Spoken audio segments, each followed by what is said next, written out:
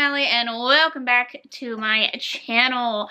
I asked you all over on Twitter for some horror recommendations, some gory horror recommendations, and y'all delivered. I ordered a whole slew of books based on your recommendations alone. I do not know what these books are about. So today I am going to read the synopsises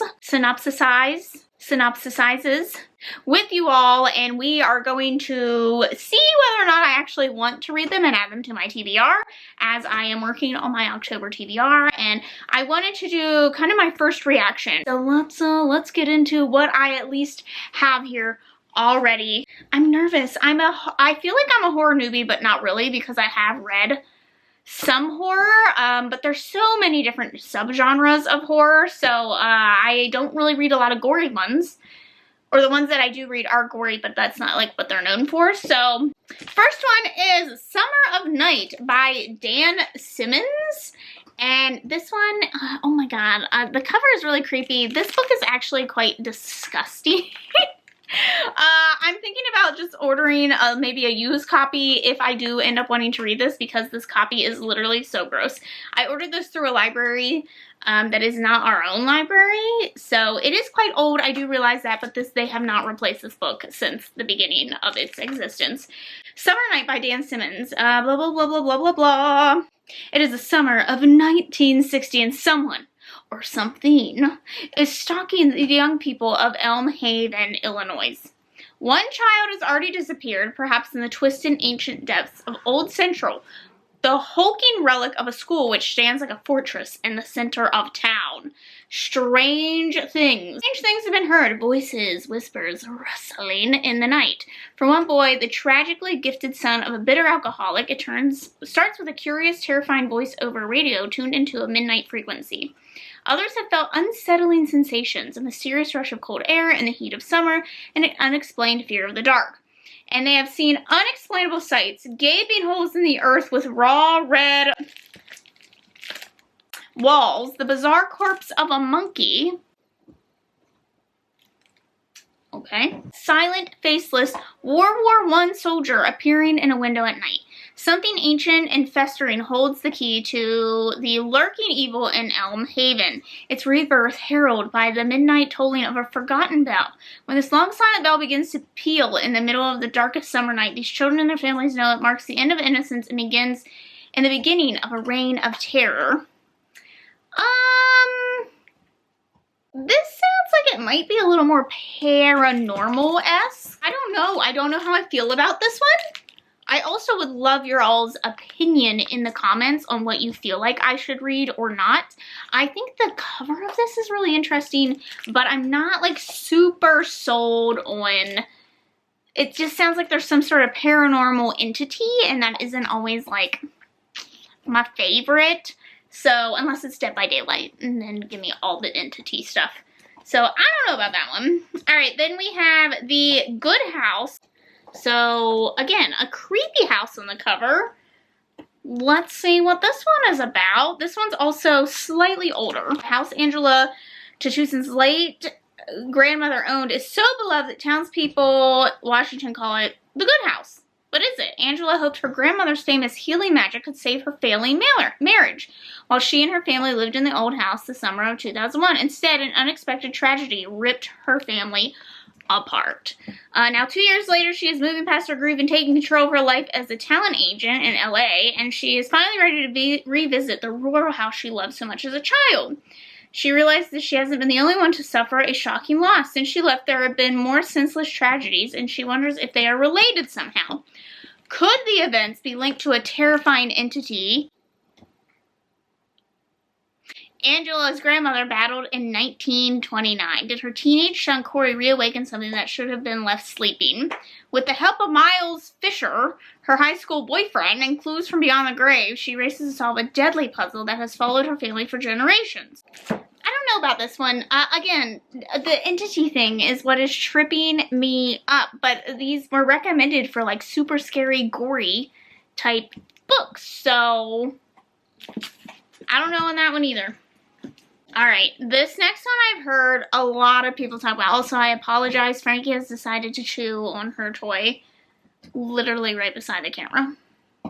It's disgusting. You're disgusting. That sounds disgusting.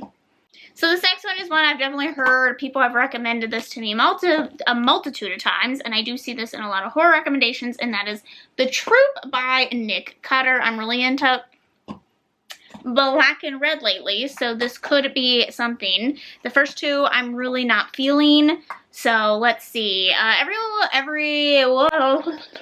Once every year, Scoutmaster Tim Riggs leads a troop of boys into the Canadian wilderness for a weekend camping trip. A tradition as comforting and reliable as a good ghost story around a roaring bonfire. The boys are a tight-knit crew. There's Kent, one of the most popular kids in school, Ephraim and Max, also well-liked and easygoing. Then there's Newt, the nerd, and Shelley, the odd duck. For the most part, they get along and are happy to be there, which makes Scoutmaster Tim's job a little easier. But for some reason, he can't shake the feeling that something is strange in the air this year. Something waiting in the darkness. Something wicked. It comes to them in the night, an unexpected intruder stumbling upon their campsite like a wild animal. He is shockingly thin, disturbingly pale, and ferociously hungry. A man in unspeakable torment who exposes Tim and the boys to something far more frightening than any ghost story. Within his body is a bioengineered nightmare. A horror that spreads faster than fear. One by one, the boys will do things no person can ever imagine. So it begins. The agonizing weekend in the wilderness, a harrowing struggle for survival, no possible escape from the elephants. Yeah, no possible escape from the elephants, the elements, the infected, or one another. Sounds like it might be kind of Plague-esque. I'm not really sure. You had me, like, camping, creepy intruder, all the way up until that, like, the bioengineered thing isn't something I'm super interested in, but I've seen so many people talk about this that I'm still, like, kind of intrigued. Not top of the tier for me just yet. This one is another one that is recommended all the time. I see this one all the time. I see it on lists. I see it on recommendations. It was mentioned it was probably in the top 3 most mentioned titles when I asked for horror recommendations, and that is The Ruins by Scott Smith. The Ruins follows 2 American couples just out of college enjoying a pleasant, lazy beach holiday together in Mexico as, on an impulse, they go off with newfound friends in search of one of their group, the young German who, in pursuit of a girl, has headed for the remote Mayan ruins, site of a fabled archaeological why was that hard to say? Dig. This is what happens from the moment when the searchers moving into the wild interior begin to suspect that there is an insidious, horrific other among them. Yeah, this one actually really intrigues me because, I mean, I know that there's like this other thing, but it's something about the creepy darkness and being in some type of ruin area really intrigues me. I am interested to see if there's any type of like indigenous reviewers who have looked at this and whether or not, you know, if it does that well.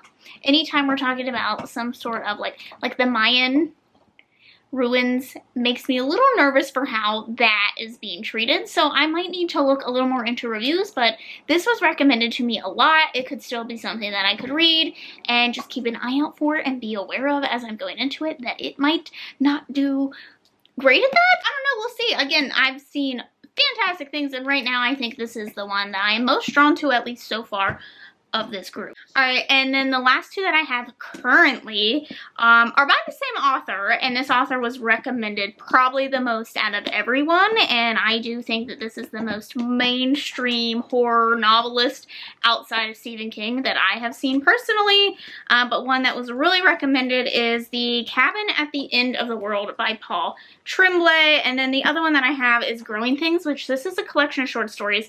I am drawn to this because it is a collection of short stories. I love short story collections, so this one will probably already make it to a higher part of my list just because like I could read a few and kind of get a sense of like what that's like. So I'm probably just going to go ahead and move this. I'm not like going to go into explanations on this. I'm just assuming that they are horror, possibly gory short stories. So that one's probably going to be a little, it's probably already going to make it into my TBR at some point. Is this the one that they made? Wasn't there like a movie or something about this, or no? Am I like, is that not real? What am I thinking of?